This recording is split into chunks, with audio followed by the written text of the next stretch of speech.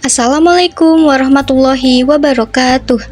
Halo teman-teman, perkenalkan kami dari kelompok 2 yang beranggotakan Arif, Arika, Aiko, Ferdita, Kaila, dan Abid. Di sini, kami akan membuat yogurt dari susu kemasan dan merek starter. Selain membuat yogurt ini, kami juga akan mengamati bagaimana pengaruh merek susu kemasan dan merek starter agen biologi yang berbeda terhadap kualitas asli hasil bioteknologi konvensional. Nah, langsung aja kita masuk ke cara pembuatannya. Pertama-tama, di sini ada bahan dan alat yang kita butuhkan. Bisa kita lihat di foto ini bahwa alat dan bahan yang kita butuhkan adalah plastik wrapping, susu kemasan, gelas takar plastik, wadah panci stainless, sendok, termometer, Biocool yogurt plain, termos, dan juga masker dengan sarung tangan latex agar ketika pembuatan yogurt semuanya dalam keadaan steril. Untuk cara pembuatannya, hal yang harus pertama kali dilakukan adalah yang pertama, cuci bersih terlebih dahulu peralatan yang akan digunakan. Sebelum mencuci, pastikan kalian memakai sarung tangan latex dan masker ya, agar alat dan bahannya tetap steril. Nah, untuk pertama yang dicucinya ada wadah atau panci. Yang kedua ada gelas takar plastik. Yang ketiga ada sendok. Cuci bersih juga di air mengalir kemasan susu sapi UHT full cream. Kemudian yang terakhir ada tumbler atau termos. Kemudian setelah mencucinya tadi, keringkan peralatan yang akan digunakan dan susu sapi kemasan dengan kertas tisu kering yang bersih. Di sini kami lupa tidak memvideokannya, tapi harus semuanya dalam keadaan kering ya jika akan langsung digunakan. Oh iya teman-teman, sebelum memulai, pakailah sarung tangan latex dan masker saat akan melakukan kerja agar semuanya tetap steril. Kemudian, buka kemasan susu sapi yang akan digunakan. Tuang ke dalam wadah atau panci. Nyalakan kompor dengan api sedang, kemudian hangatkan susu UHT sambil diaduk menggunakan sendok hingga suhu mencapai 45 derajat Celcius. Setelah susu UHT mencapai 45 derajat Celcius, matikan kompor. Angkat, kemudian biarkan dingin di suhu ruangan. Lalu, tuangkan susu UHT jika dirasa sudah dingin ke dalam gelas takar ukuran 1000 ml. Lalu, setelah melakukan uji organoleptik tadi, kemudian kami catat hasilnya dalam tabel hasil pengamatan berikut. Di sini, bahan yang digunakan adalah susu Greenfields Fresh Milk yang 1000 ml dan merek starter yogurtnya yaitu Biocool yogurt plain. Kemudian, rasanya seperti susu plain pada umumnya, lalu warnanya warna putih juga, aromanya masih seperti susu Greenfields, lalu tekstur atau kekentalannya itu cair.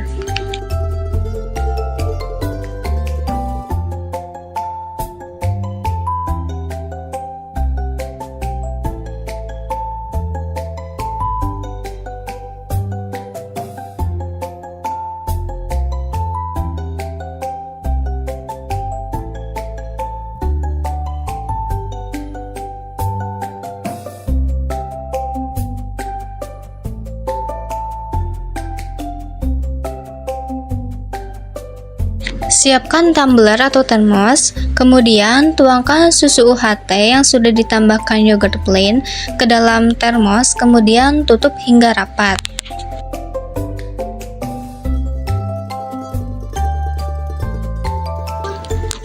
Kemudian, agar lebih rapat, tambahkan plastik wrapping di bagian tutup botol atau di semua bagian termosnya.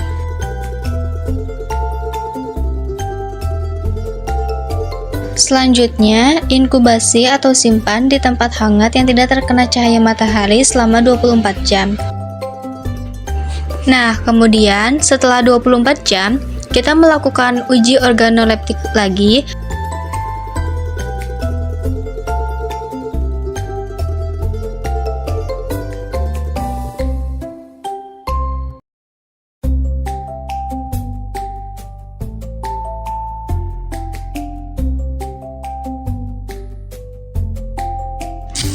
Nah, kita bisa lihat dalam tabel hasil pengamatan berikut, bahan yang digunakan sudah pasti ya, Greenfield Fresh Milk yang 1000 ml, kemudian merek starter atau yogurt plainnya yaitu Biocool Yogurt Plain.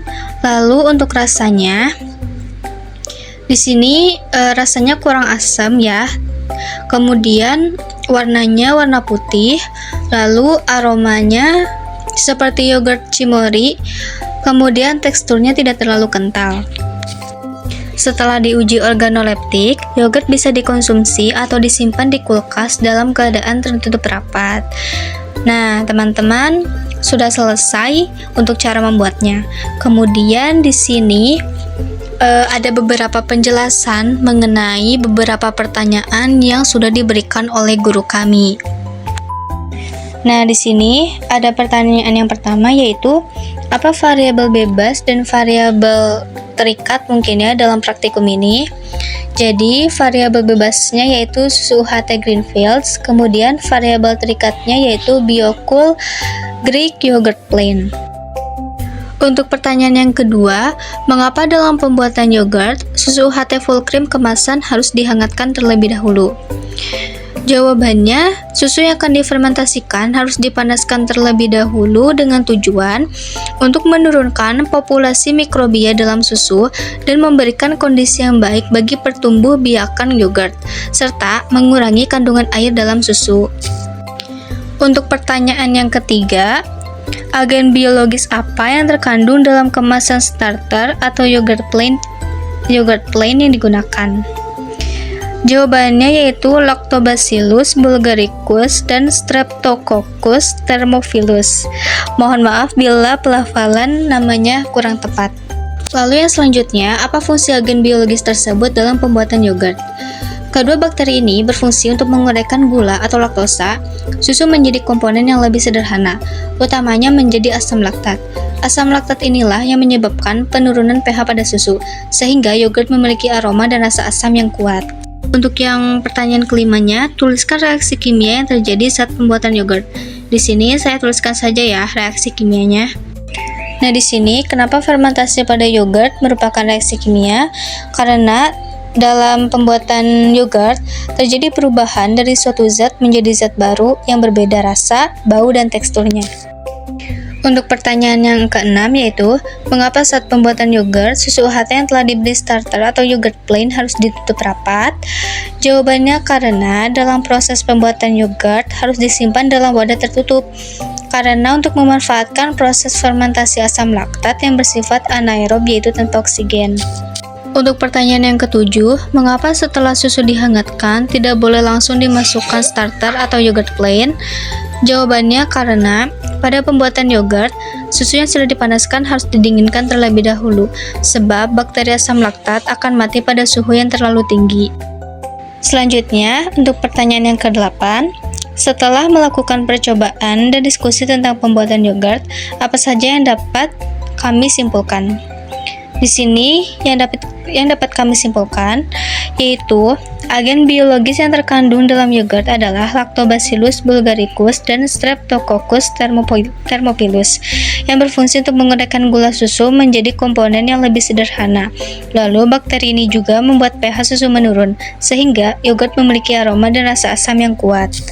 Untuk pertanyaan yang terakhir, perasaan kami setelah mengikuti atau mencoba melakukan praktikum ini yaitu senang karena bisa dibilang percobaan kami itu berhasil karena kami membuat yogurt yang rasa dan aroma asamnya yang lumayan dan untuk teksturnya tidak terlalu kental. Nah, jadi teman-teman, itulah video pembuatan yogurt beserta penjelasannya dari kelompok 2. Setelah selesai mencoba melakukan praktikum ini, kami sekelompok lega karena akhirnya tugasnya selesai. Semoga dengan video ini dapat memberi kalian manfaat ya teman-teman. Jangan lupa mencobanya. Terima kasih. Sampai jumpa lagi. Assalamualaikum warahmatullahi wabarakatuh.